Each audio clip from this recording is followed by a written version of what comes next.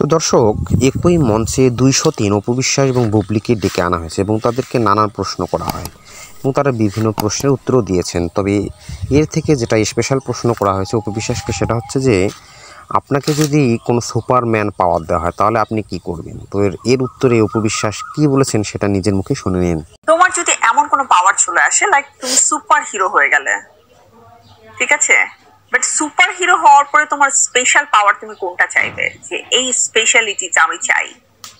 পরকীয়া যারা করছে তাদেরকে মানে একদম ভ্যানিশ করে দিতাম। আচ্ছা, এটা ভালো ছিল। পরকীয়ার মধ্যে অনেকেই তোমার এবং আইন করে দিতাম যে পরকীয়া মানে মৃত্যুদণ্ড।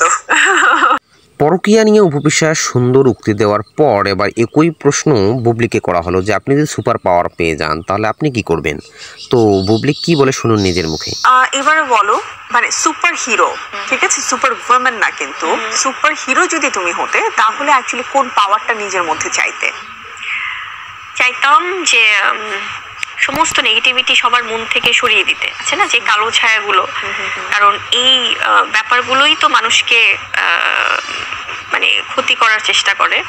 সো আমি চাইতাম যে ফুল অফ পজিটিভিটি যেন পৃথিবীতে থাকে, সো সেগুলো রিমুভ করে দেওয়ার ট্রাই করতাম যদি সুপার পাওয়ার থাকতো।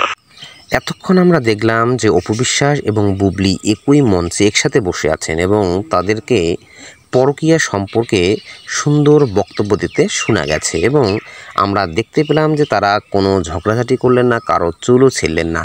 কিন্তু বাস্তবে যদি আমরা দেখি যে দুই সতীন একসাথে হয় তাহলে কি এটা কি সম্ভব যে তারা কোনো ঝগড়া করবে না বা ঝগড়া না করে থাকতে পারবে? আমাদের তো মনে হয় না, বা আমার তো মনে হয় না।